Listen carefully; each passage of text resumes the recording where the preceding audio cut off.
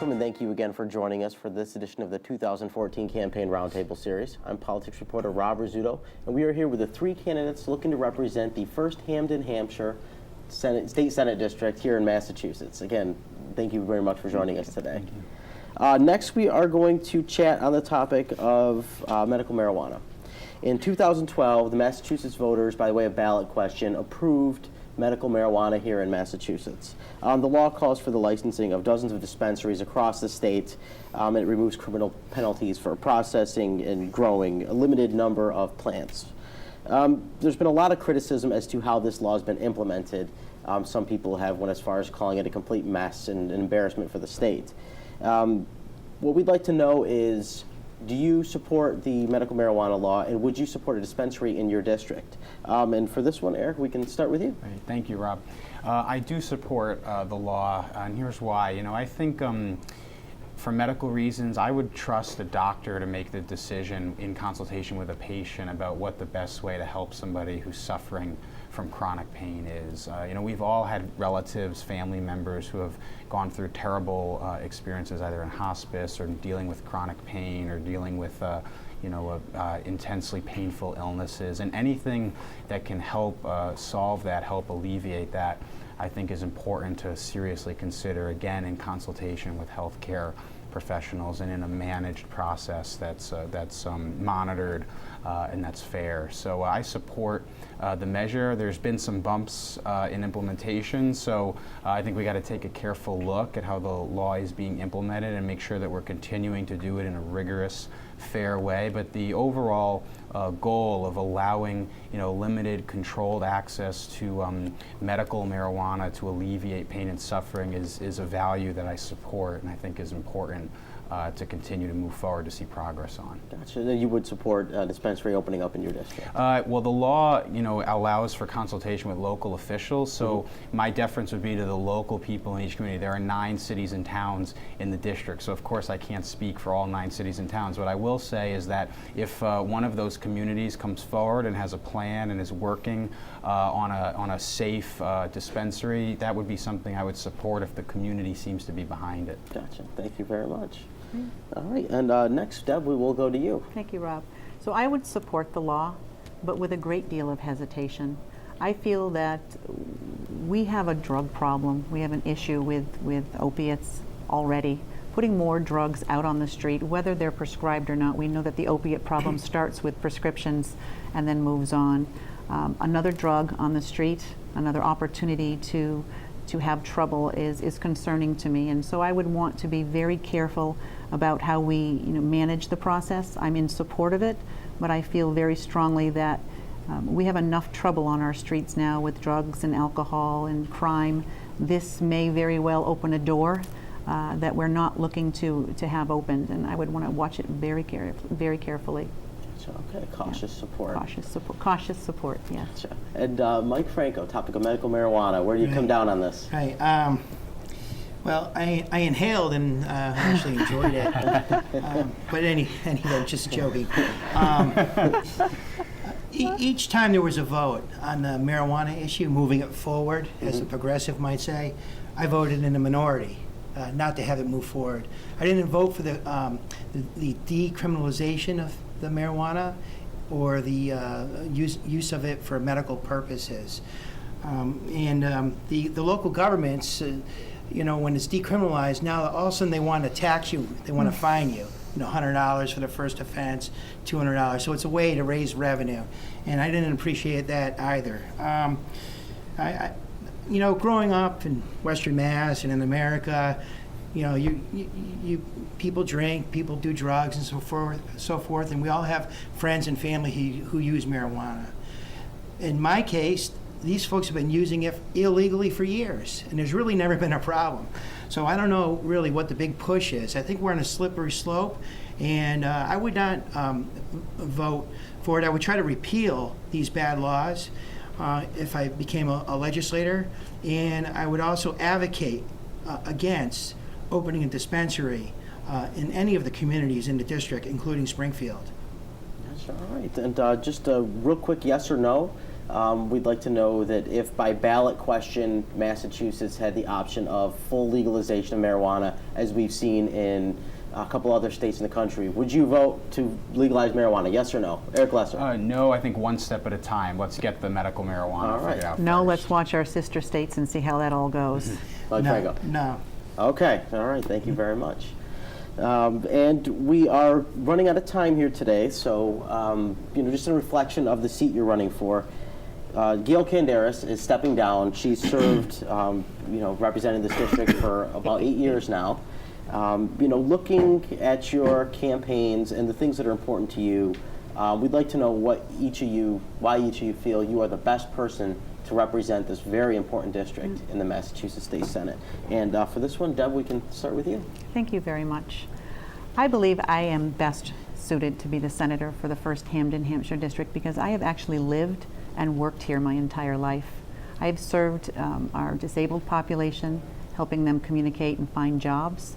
I've served our communities through my work with the Chamber of Commerce. And the Chamber of Commerce works to make a community a better place to live, work, raise your family, and grow a business. And I've already been involved in all of those processes for many, many years. I have relationships with our legislators. I have relationships with the mayors and city councilors of all of the cities and towns. I've lived in many of the cities and towns in this district. I am well known and respected. I have a proven resume of accomplishment. I've served as selectman, housing authority board member, municipal board member in Chicopee. I've had 2 mortgages. I've raised my son. I have life and work experience that is essential to be successful in Boston. And I've lobbied in Boston on behalf of our communities to help our small businesses get beyond some of the regulation that we sometimes face in running a company. I've been to Boston. I know the hallways. I know the process. And I'm ready to get moving the day that I'm elected. Deb, thank you very much. Thank you so much. Eric Lesser, what makes you the best candidate to represent the 1st Hampden-Hampshire district in the state Senate? Thanks so much, Rob. I appreciate the opportunity to be here. If what we're looking for is somebody who's spent the most amount of time in the system, someone who's climbed every step and checked every box along the way, then I'm not your candidate. If you're looking for something different, if you're looking for a set of new ideas, a new approach to get Western Massachusetts ahead, then I'd encourage you to give me a look. I have a 15-month-old daughter. She actually just started preschool last week, and I want her to grow up and prosper here in Western Massachusetts just like I did, because it's a great place to grow up. It's a great place to raise a family. But we also know that promise, that opportunity to work your way into the middle class, to build a good life for your family, is slowly slipping away. It's getting harder and harder, and the reason for that is because we're not producing enough good jobs. We're not creating enough opportunity here in Western Mass, but we can change that.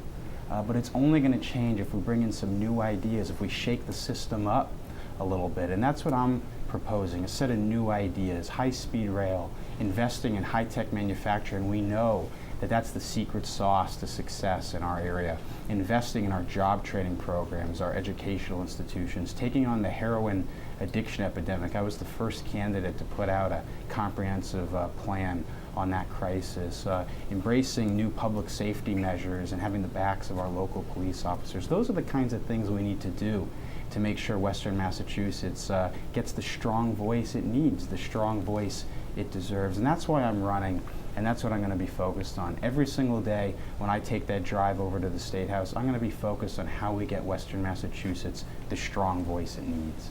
Eric, thank you very much. Mike Franco, what makes you the best candidate to represent this very important district? Thank you, Rob. I think I represent the folks of the district very well because I represent a silent majority of the district. I'm like the Joan Rivers of candidates because I say things that people think, but they won't say because of political correctness. Okay, so I think that's important to have that voice, and I think there is a silent majority there who is a majority and I can represent. From my background point of view, I have an MBA from the University of Texas. I have a degree in business from Westfield State College and also an associate's degree from STIC, Springfield Technical Community College. I was born and raised in Springfield and East Long Meadow.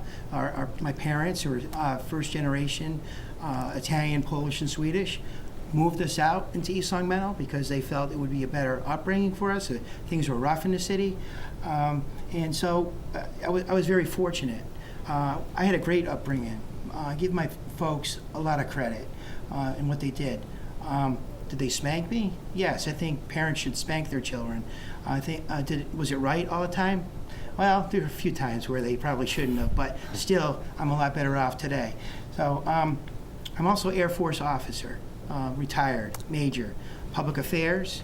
I'm a journalist by trade in the Air Force. I was an executive officer, and I finished my tour of duty at Westover, but I also served at Barnes in Westfield and out west at a number of locations. So I've been given the opportunity, great opportunities by my parents, by the United States Air Force, and by the local community, accepting me as a candidate quite often so we can talk about views that represent the silent majority. And that's why I believe I'm uniquely qualified for this position. Gotcha, Mike. Thank you very much. Yeah, thank you. Again, Independent Mike Franco, Yeah. Republican Debra Boronski, and Democrat Eric Lesser. Thank you all very much for joining us today. We really Thank you. appreciate it. Thank you for the opportunity. Oh, Thank certainly. you. We're happy to have everyone here, bring it straight to the viewers. That's what we're all about. So, and thank you to our panel of journalists, the Republicans Ron Chamelis and Jane Kaufman. Thank you. Thank you very much. And last, and certainly not least, thank you to the viewers, to the readers, to the people watching this on television or online, reading the stories about it. Thank you for taking the time to learn more about the candidates to running to represent you. It's a very, very big election year. There's a lot of different races going on at the same time, and it might be overwhelming for some folks if you're not politically attuned to things. But we encourage you, which is more important than who you vote for on November 4th, is that you take the time to go out and vote. You have real candidates with real choices. Do not take that for granted. Take the time on November 4th, head out there and check the box for whoever you believe in the most. And in the meantime, make sure you get your latest political news from MassLive.com, the Republican newspaper, CBS 3 Springfield, and New England Public Radio, because we'll be bringing it through right to the end. Again, thank you, everybody, and thanks for joining us. Thank you. Thank you. This forum and others like it throughout the election season will be available online at CBS3Springfield.com, MassLive.com, and full coverage in the Republican newspaper and on New England Public Radio. Thanks for watching.